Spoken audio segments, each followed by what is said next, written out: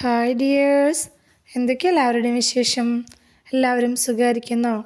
അപ്പോൾ മുത്തുമണികളെ ഞാനിന്ന് ഷെയർ ചെയ്യുന്നത് ഒരു കിഡു ടേസ്റ്റിലുള്ള ഷവർമ ബോൾസിൻ്റെ റെസിപ്പിയും കൊണ്ടാണ് കേട്ടോ.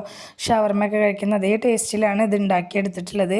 അപ്പോൾ വീഡിയോയിലേക്ക് പോകുന്നതിന് മുമ്പ് വീഡിയോ എല്ലാവരും ഒന്ന് സ്കിപ്പ് ചെയ്യാതെ മുഴുവനായിട്ട് കാണാൻ ശ്രമിക്കണേ. അപ്പോൾ നമുക്കിത് എങ്ങനെ ഉണ്ടാക്കുന്നതെന്ന് നോക്കിയാലോ. അപ്പോൾ അതിനായിട്ട് ഞാൻ ആദ്യം തന്നെ ഒരു പാൻ അടുപ്പിലേക്ക് വെച്ച് കൊടുത്തിട്ടുണ്ട്.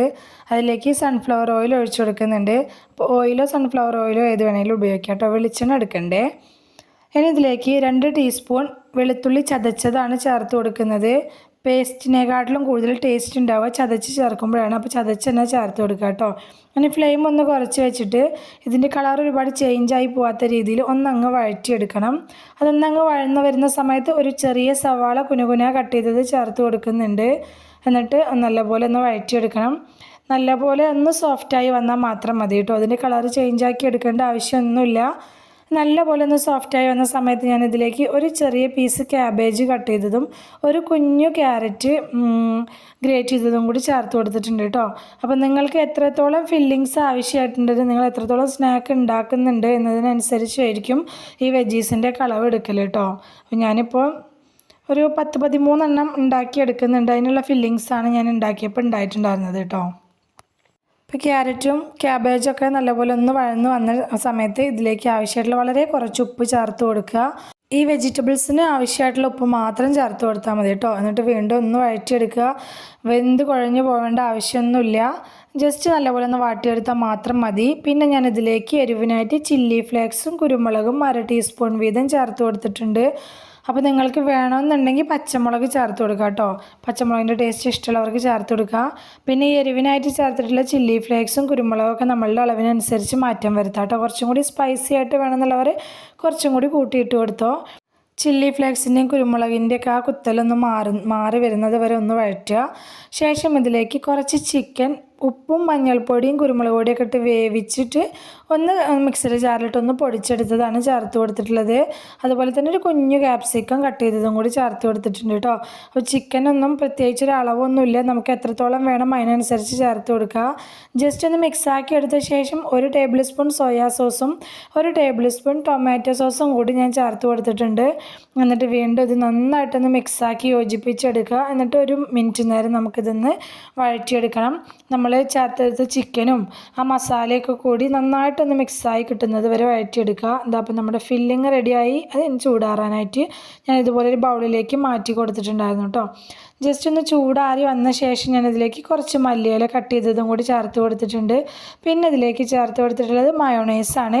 ഹെൽത്തി ആയിട്ട് വീട്ടിൽ തന്നെ ചെയ്തെടുത്തിട്ടുള്ള മയോണൈസാണ് കേട്ടോ ഞാനിപ്പോൾ ഇതിലേക്ക് ആഡ് ചെയ്ത് കൊടുത്തിട്ടുള്ളത്. അല്ലാന്നുണ്ടെങ്കിൽ നമ്മൾ അപ്പോഴേക്കപ്പോൾ നമുക്ക് ഏത് രീതിയിലാണ് മയോണൈസ് കഴിക്കാൻ ഇഷ്ടമുള്ളത് വെച്ചാൽ ആ രീതിയിലാക്കി എടുത്തിട്ട് എത്രത്തോളം ഈ ഫില്ലിങ്സിലേക്ക് നമുക്ക് ആവശ്യമായിട്ട് വേണോ അത്രയും ചേർത്ത് കൊടുത്ത് ഇതുപോലെ മിക്സാക്കി എടുക്കുക. ഒരുപാട് ലൂസായി പോകരുത്. അപ്പോൾ നമുക്കിത് ബ്രെഡിൽ വെച്ചിട്ട് ഉണ്ടാക്കിയെടുക്കുന്ന സമയത്ത് ശരിയായിട്ട് കിട്ടൂല കേട്ടോ. പിന്നെ ഞാനിതവിടെ കുറച്ച് മൈദപ്പൊടി കുറച്ച് കട്ടിക്ക് കലക്കി എടുത്ത് വെച്ചിട്ടുണ്ട്. അതുപോലെ തന്നെ കുറച്ച് ബ്രെഡ് ക്രംസ് എടുത്ത് വെച്ചിട്ടുണ്ട്. ഒരു പാത്രത്തിൽ കുറച്ച് വെള്ളം കൂടി വെച്ചിട്ടുണ്ട്. ഇനി സ്നാക്ക് ഉണ്ടാക്കാൻ ആവശ്യമായിട്ടുള്ള ബ്രെഡ് എടുത്ത് വെച്ചിട്ടുണ്ട്. ഒരുപാട് അങ്ങ് സോഫ്റ്റ് ആയിട്ടുള്ള ബ്രെഡ് എടുക്കാതിരിക്കാൻ നോക്കുക കേട്ടോ. ഞാൻ നല്ല സോഫ്റ്റ് ആയിട്ടുള്ള ബ്രെഡ് എടുത്തിട്ടുണ്ടായിരുന്നു. അപ്പോൾ കുറച്ചൊരു ഹാർഡായിട്ടുള്ള ബ്രെഡ് എടുത്തോളുണ്ട് കേട്ടോ. ഇനി ബ്രെഡ് സ്ലൈസസ് നമ്മൾ എടുത്ത് വെച്ചിട്ടുള്ള വെള്ളത്തിൽ ഒന്നങ്ങ് ഡിപ്പ് ചെയ്തെടുക്കുക. വെള്ളത്തിൽ ഒരുപാട് നേരം അങ്ങനെ മുക്കി പിടിച്ച് വെക്കരുത് കേട്ടോ. ഒന്ന് ഡിപ്പ് ചെയ്ത് പെട്ടെന്ന് തന്നെ എടുക്കുക. എന്നിട്ട് ഇതുപോലെ കൈവെള്ളയിൽ വെച്ചിട്ട് അതിലത്തെ വെള്ളം മുഴുവനായിട്ട് ഞെക്കി കളയണം കേട്ടോ. ഒന്നങ്ങനെ പ്രസ് ചെയ്ത് കൊടുക്കുമ്പോൾ അതിലത്തെ വെള്ളം അങ്ങനെ പോയിക്കോളും. കാണുമ്പോൾ നമുക്ക് ബുദ്ധിമുട്ടായിട്ട് തോന്നുമെങ്കിലും ഉണ്ടാക്കിയെടുക്കാൻ എളുപ്പമാണ് കേട്ടോ. വലിയ പ്രയാസമൊന്നുമില്ല ഇത് ഉണ്ടാക്കിയെടുക്കാനും വേണ്ടിയിട്ട്.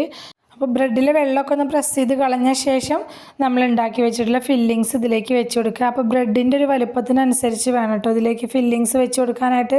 ഓവറായിട്ട് വെക്കുകയും ചെയ്യരുത്, എന്നാൽ ഫില്ലിങ്സ് അത്യാവശ്യം ഉണ്ടാവും വേണം. എന്നാലാണ് നമുക്ക് ഈ ഷവർമ ബോൾസ് കഴിക്കുന്ന സമയത്ത് നല്ല ടേസ്റ്റ് ഉണ്ടായിരിക്കുള്ളൂ. ഇതുപോലെ ഒന്ന് ഞെക്കി പ്രസ് ചെയ്ത് കൊടുത്തിട്ട് ഒന്നങ്ങ് കയ്യിൽ വെച്ചിട്ട് ഇങ്ങനെ ഉരുട്ടി എടുത്താൽ മതി കേട്ടോ. പെട്ടെന്ന് തന്നെ അത് ഉരുണ്ട് കിട്ടുകയും ചെയ്യും. കാരണം ഇത് ഓൾറെഡി ബ്രെഡ് നനഞ്ഞിട്ടാണല്ലോ ഇരിക്കുന്നത്. അപ്പോൾ ഇതുപോലെ ഒന്ന് ഉരുട്ടിയെടുക്കുക. ഉരുട്ടിയെടുത്ത ശേഷം ഇതുപോലെ മൈദയുടെ ബാറ്ററിലേക്ക് ഇട്ട് കൊടുക്കുക. അപ്പോൾ ഞാനിപ്പോൾ മൈദയുടെ ബാറ്റർ എടുത്തു. നിങ്ങൾക്ക് വേണമെന്നുണ്ടെങ്കിൽ മുട്ട കലക്കിയെടുത്താലും മതി. പക്ഷേ എനിക്ക് തോന്നിയിട്ടുള്ളത് മൈദയുടെ ബാറ്ററിൽ ഇതുപോലെ മുക്കിയെടുത്തിട്ട് ഉണ്ടാക്കുന്ന സമയത്ത് ഒരുപാട് എണ്ണ കുടിക്കാത്ത പോലെ എനിക്ക് തോന്നിയിട്ടുണ്ട് കേട്ടോ. മൈദയുടെ ബാറ്ററിൽ മുക്കിയെടുത്തത് ബ്രെഡ് ക്രംസിലിട്ടിട്ട് ഇതുപോലെ ഒന്ന് കോട്ട് ചെയ്തെടുക്കുക. നമ്മൾ സാധാരണ കട്ട്ലറ്റൊക്കെ ചെയ്തെടുക്കുന്ന പോലെ തന്നെ കേട്ടോ. ഞാനിത് മുഴുവനായിട്ട് ഇതുപോലെ ചെയ്തെടുത്തിട്ടുണ്ട്. ഇനി നമുക്കിത് ചൂടായിട്ടുള്ള എണ്ണയിലിട്ടിട്ട് ഫ്രൈ ചെയ്തെടുക്കുക. അപ്പോൾ എണ്ണയ്ക്ക് അത്യാവശ്യം നല്ല ചൂടുണ്ടായിരിക്കണം. നമ്മളിത് എണ്ണയിലേക്ക് ഇട്ട് കൊടുക്കുന്ന സമയത്ത് എണ്ണയിലേക്ക് ഇട്ട് കൊടുത്ത ശേഷം ഫ്ലെയിം മീഡിയത്തിൻ്റെയും ലോയുടെ ഇടയിലാക്കി വെക്കണം. ഫ്ലെയിം ഒരുപാട് അങ്ങ് കൂട്ടി വെക്കരുത്. ഇത് ബ്രെഡ് കൊണ്ട് ഉണ്ടാക്കുന്ന സ്നാക്ക് ആയതുകൊണ്ട് തന്നെ പെട്ടെന്ന് അങ്ങ് കളറ് ചേഞ്ചായി കരിഞ്ഞു പോകാനുള്ള ചാൻസ് ഉണ്ട്. ഉൾഭാഗം ആവില്ല, പുറം ഭാഗം പെട്ടെന്ന് കളർ ചേഞ്ചായി പോവുകയും ചെയ്യും കേട്ടോ. അപ്പോൾ ഫ്ലെയിം നല്ലോണം ശ്രദ്ധിക്കണം. പിന്നെ നമ്മൾ ബ്രെഡ് നനച്ചിട്ടാണല്ലോ ഇത് ഉണ്ടാക്കിയെടുത്തിട്ടുള്ളത്. അപ്പോൾ കുറച്ച് സമയം എടുക്കും ഇതൊന്ന് അങ്ങ് മൊരിഞ്ഞ് വരാനും വേണ്ടിയിട്ട് കേട്ടോ. അപ്പോൾ ഇതുപോലെ നമ്മൾ തിരിച്ചും മറിച്ചൊക്കെ ഇട്ട് കൊടുക്കുക, എന്നിട്ട് ഫ്രൈ ചെയ്തെടുക്കുക കേട്ടോ. അപ്പോൾ പുതുതായിട്ട് കാണുന്ന കൂട്ടുകാർ ആരെങ്കിലും നമ്മുടെ വീഡിയോ കാണുന്നവരുണ്ടെങ്കിൽ പ്ലീസ് ഒന്ന് സബ്സ്ക്രൈബ് ചെയ്ത് സപ്പോർട്ട് ചെയ്യണേ. അതുപോലെ തന്നെ വീഡിയോ കണ്ടുകൊണ്ടിരിക്കുന്ന സമയത്ത് ഇഷ്ടമാവുന്നുണ്ടെങ്കിൽ പ്ലീസ് മറക്കാതെ ലൈക്ക് ബട്ടൺ ഒന്ന് ഇപ്പോൾ തന്നെ പ്രസ് ചെയ്ത് വെക്കണം കേട്ടോ. ലൈക്ക് ചെയ്യുന്നതിൻ്റെ കൂടെ ഹൈപ്പ് എന്ന് പറഞ്ഞിട്ട് ഒരു ഓപ്ഷനും കൂടി ചെയ്യാനുണ്ട്, അതും കൂടി ചെയ്ത് വെക്കണേ. എന്താ അപ്പോൾ നമ്മൾ ഇട്ട് കൊടുത്തിട്ടുണ്ടായിരുന്ന ആദ്യത്തെ ഷവർമ ബോൾസ് അതുപോലെ റെഡി ആയിട്ട് കിട്ടിയിട്ടുണ്ട്. അത് നമുക്ക് എണ്ണയിൽ നിന്ന് കോരി മാറ്റാം. ബാക്കിയുള്ള ബോൾസും ഇതുപോലെ എണ്ണയിലേക്ക് ഇട്ടിട്ട് ഫ്രൈ ചെയ്തെടുക്കുക. അപ്പോൾ എണ്ണയിലേക്ക് ഇട്ട് കൊടുക്കുന്ന സമയത്ത് ഫ്ലെയിം നല്ലപോലെ കൂട്ടി വെച്ചിട്ട് ഫ്ലെയിം പിന്നീട് കുറച്ചാൽ മതി കേട്ടോ. രണ്ടാമത്തെ ട്രിപ്പ് ഇട്ട് കൊടുക്കുമ്പോൾ ഫ്ലെയിം ആദ്യം കൂട്ടി വെക്കണം. എണ്ണയിലേക്ക് ഇട്ട് കൊടുക്കൽ കഴിഞ്ഞ ശേഷം ഫ്ലെയിം കുറച്ച് വെച്ചിട്ട് എടുത്താൽ മതി. നല്ല ടേസ്റ്റുള്ള അടിപൊളി ഒരു സ്നാക്കാണ് കേട്ടോ ഷവർമ ബോൾസ്. അപ്പോൾ നോമ്പിനൊക്കെ നമുക്ക് ട്രൈ ചെയ്യാൻ പറ്റിയിട്ടുള്ള അടിപൊളി സ്നാക്ക് റെസിപ്പിയാണ് കേട്ടോ.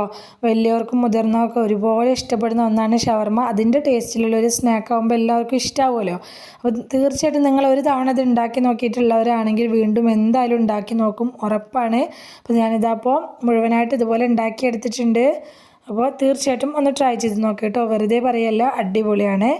അപ്പോൾ വീഡിയോ ഇഷ്ടമായിട്ടുണ്ടെങ്കിൽ മറക്കാതെ ലൈക്ക് ചെയ്യണേ. നിങ്ങളുടെ അഭിപ്രായങ്ങളൊക്കെ കമൻറ്റായിട്ട് പറയണം. റെസിപ്പി ഇഷ്ടമായിട്ടുണ്ടെങ്കിൽ നിങ്ങളുടെ ഫ്രണ്ട്സിനോ ഫാമിലിക്കോ ഒക്കെ ഒന്ന് ഷെയർ ചെയ്ത് കൊടുക്കുക കൂടി വേണേ. ഇതുവരെ കൂടെ നിന്ന് സപ്പോർട്ട് ചെയ്തിട്ടുള്ള എൻ്റെ എല്ലാ മുത്തുമണികൾക്കും ഒരുപാട് നന്ദി. എന്നാൽ ശരി, സിമ്പിൾ ആൻഡ് ടേസ്റ്റി റെസിപ്പിയുമായി ഞാൻ വീണ്ടും വരാം. ബൈ.